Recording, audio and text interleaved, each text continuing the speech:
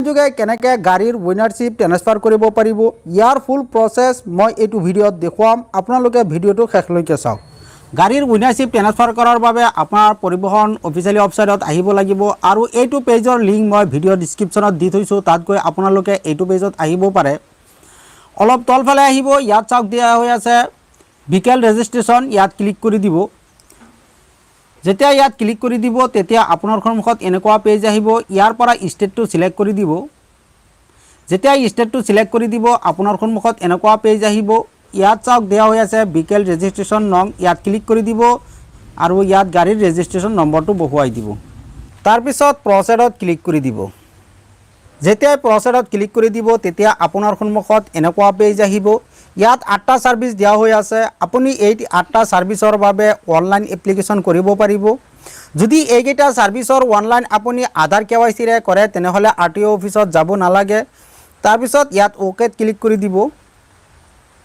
যেতিয়া ওকেত ক্লিক কৰি দিব তেতিয়া আপোনাৰ সন্মুখত এনেকুৱা পেজ আহিব। ইয়াত চাওক দিয়া হৈ আছে সাৰ্ভিস, তলত চাওক দিয়া হৈ আছে RC ৰিলেটেড সাৰ্ভিস, ইয়াত এপ্লিকেশ্যন ফৰ ট্ৰেন্সফাৰ অফ ওনাৰশ্বিপ, ইয়াত ক্লিক কৰি দিব। যেতিয়াই ক্লিক কৰি দিব তেতিয়া আপোনাৰ সন্মুখত এনেকুৱা পেজ আহিব। ইয়াত চেচিছ নম্বৰ বহুৱাব দিছে, লাষ্ট 5 চেচিছ নম্বৰ ইয়াত বহুৱাই দিব লাগিব। তাৰপিছত ভেৰিফাই ডিটেইলছত ক্লিক কৰি দিব।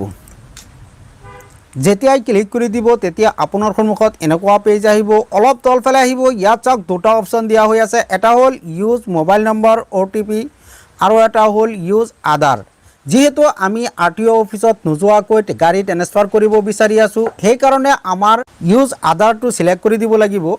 তাৰপিছত ইয়াত দুটা অপশ্যন আহিছে, ইয়াত আধাৰ নম্বৰটো সিলেক্ট কৰি দিব। তাৰপিছত যিজনে গাড়ী বিক্ৰী কৰি আছে গাড়ীৰ ওনাৰশ্বিপৰ আধাৰ নম্বৰটো ইয়াত বহুৱাই দিব।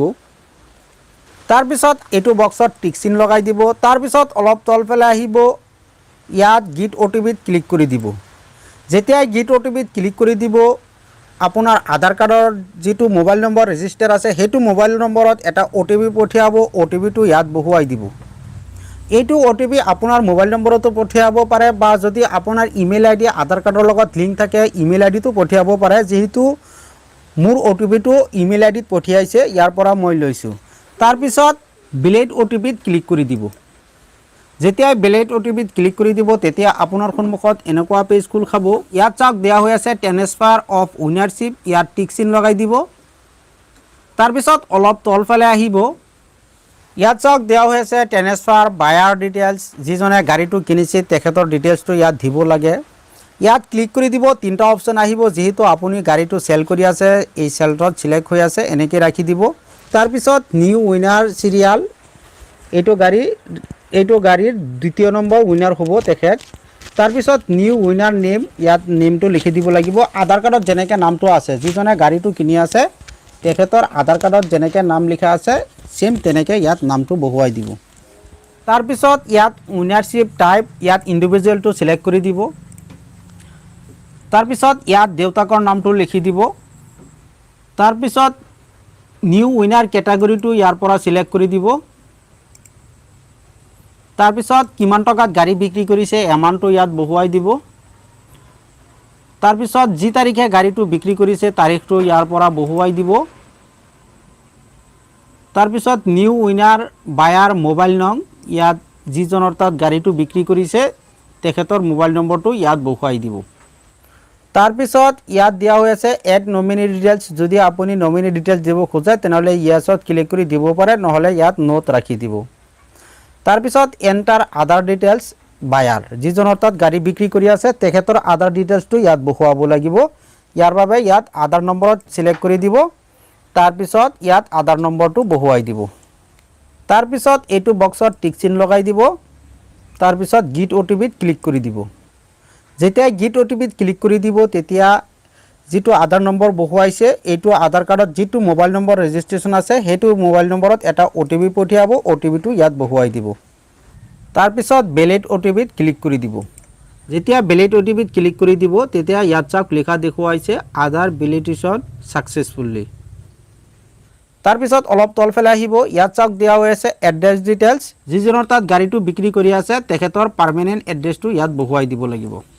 ইয়াত ঘৰ নম্বৰটো বহুৱাই দিব, ইয়াত ভিলেজটো বহুৱাই দিব, ইয়াত লেণ্ডমাৰ্ক বা পুলিচ ষ্টেচন তাৰপিছত ইয়াত ষ্টেটটো সিলেক্ট হৈ আছে আসাম এনেকৈ ৰাখি দিব। তাৰপিছত ডিষ্ট্ৰিক্টটো ইয়াৰ পৰা সিলেক্ট কৰি দিব। তাৰপিছত ইয়াত পিনকোড বহুৱাই দিব।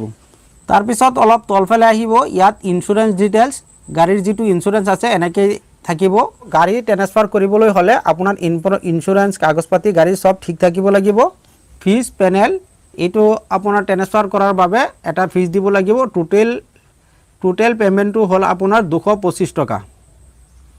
ইয়াত সেভ এজ ড্ৰাফ্টত ক্লিক কৰি দিব। যেতিয়াই ক্লিক কৰি দিব তেতিয়া আপোনাৰ সন্মুখত এনেকুৱা পেজ আহিব। ইয়াত উইনাৰশ্বিপৰ সকলো ডিটেইলছ আছে, আপুনি পঢ়ি চাব পাৰে। তাৰপিছত এইটো বক্সত টিক চিন লগাই দিব, কনফাৰ্ম ডিটেইলছত ক্লিক কৰি দিব। তাৰপিছত এনেকুৱা আহিব, ইয়াত অ'কে কৰি দিব। যেতিয়াই ক্লিক কৰি দিব তেতিয়া আপোনাৰ সন্মুখত এনেকুৱা পেজ আহিব। ইয়াত ই গ্ৰাছ সিলেক্ট কৰি দিব। তাৰপিছত এইটো বক্সত টিক চিন লগাই দিব। তাৰপিছত কণ্টিনিউত ক্লিক কৰি দিব। যেতিয়া ক্লিক কৰি দিব তেতিয়া আপোনাৰ সন্মুখত এনেকুৱা আহিব। ইয়াত আপোনালোকে বেংকটো সিলেক্ট কৰি দিব। তাৰপিছত ইয়াত এগ্ৰি কৰি দিব। তাৰপিছত প্ৰচেছ ফৰ পেমেণ্টত ক্লিক কৰি দিব। তাৰপিছত ইয়াত পেমেণ্ট কৰাৰ বাবে দুটা অপশ্যন আহিব, এটা হ'ল ইণ্টাৰনেট বেংকিং আৰু এটা হ'ল ATM ডেবিট কাৰ্ড SBI। আপুনি যেটো সিলেক্ট কৰে এটা সিলেক্ট কৰি দিব। তাৰপিছত সাবমিটত ক্লিক কৰি দিব।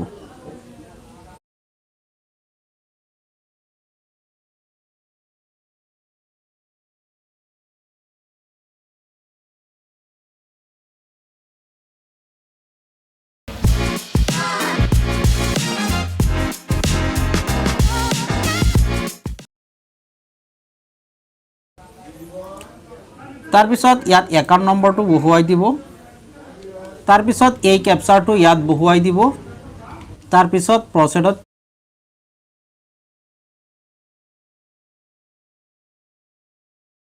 ক্লিক কৰি দিব।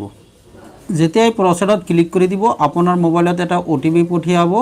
OTPটো ইয়াত বহুৱাই দিব। তাৰপিছত কনফাৰ্মত ক্লিক কৰি দিব। তাৰপিছত ইয়াত টিক চিন লগাই দিব। তাৰপিছত কনফাৰ্মত ক্লিক কৰি দিব। তাৰপিছত ইয়াত ডেবিট কাৰ্ডৰ এক্সপায়াৰি ডেটটো বহুৱাই দিব। তাৰপিছত ইয়াত হোল্ডাৰ নেমটো লিখি দিব। ইয়াত পিন কোডটো বহুৱাই দিব। তাৰপিছত এইটো কেপচাৰ ইয়াত বহুৱাই দিব। তাৰপিছত প্ৰচেছত ক্লিক কৰি দিব। যেতিয়াই কনফাৰ্মত ক্লিক কৰি দিব অলপ সময় ৱেইট কৰিব লাগিব। তাৰপিছত কনফাৰ্ম কৰি দিব, আপোনাৰ পেমেণ্ট কমপ্লিট হৈ যাব। যেতিয়া আপোনালোকে পেমেণ্ট কমপ্লিট কৰি দিব তেতিয়া আপোনাৰ সন্মুখত এনেকুৱা পেজ আহিব। ইয়াত তিনিটা সেটআপ আছে, সেটআপ 1, সেটআপ 2, সেটআপ 3। আপোনালোকে সেটআপ 1ত form 29, form 13, form 35 pin receive এইকেইটা আপোনালোকে পিন কৰিব লাগিব আৰু সিগনেচাৰ কৰি ৰাখি স্ক্ৰিন কৰি থব লাগিব। এইকেইটা আকৌ আপলোড কৰিব লাগিব। এইকেইটা ফৰ্ম আপুনি ডাউনলোড কৰাৰ বাবে ফৰ্ম 29 ইয়াত ক্লিক কৰিব। এইটো ফৰ্ম ডাউনলোড হৈ যাব আৰু প্ৰিন্ট কৰি দিব। তাৰপিছত ফৰ্ম 13 ইয়াত ক্লিক কৰি দিব। আপোনাৰ এইটো ফৰ্ম ডাউনলোড হৈ যাব। এনেকৈ আপুনি সকলোকেইটা ডাউনলোড কৰি ল'ব। তাৰপিছত আপলোড ডকুমেণ্টছৰ বাবে ইয়াত আপলোড ডকুমেণ্টত ক্লিক কৰি দিব লাগিব। যেতিয়া ডকুমেণ্ট আপলোডত ক্লিক কৰি দিব তেতিয়া আপোনাৰ সন্মুখত এনেকুৱা পেজ আহিব। ইয়াত ডকুমেণ্ট আপলোড কৰিব লাগিব। ইয়াত যিকেইটা দিয়া হৈ আছে সকলোকেইটা ডকুমেণ্টছ আপোনাৰ আপলোড কৰিব লাগিব। প্ৰথমতে আছে এড্ৰেছ প্ৰুফ। ইয়াত চুইচ ফাইলত ক্লিক কৰি ইয়াত ডকুমেণ্টছটো আপলোড কৰি দিব। যেতিয়া আপলোড হৈ যাব এনেকুৱা আহিব। এনেকৈ আপুনি গোটেইখিনি ডকুমেণ্টছ আপলোড কৰি দিব। এড্ৰেছ প্ৰুফ, তাৰপিছত ফৰ্ম 29, তাৰপিছত ফৰ্ম 13, ইঞ্চুৰেঞ্চ চাৰ্টিফিকেট। এনেকৈ আপুনি সকলোকেইটা ডকুমেণ্টছ ইয়াৰ পৰা আপলোড কৰি দিব। এনেকৈ আপোনালোকে সকলোকেইটা ডকুমেণ্টছ আপলোড কৰি দিব। ডকুমেণ্টছ আপলোড কৰি দিয়াৰ পিছত প্ৰচেছ ফাৰ্ডাৰত ক্লিক কৰি দিব।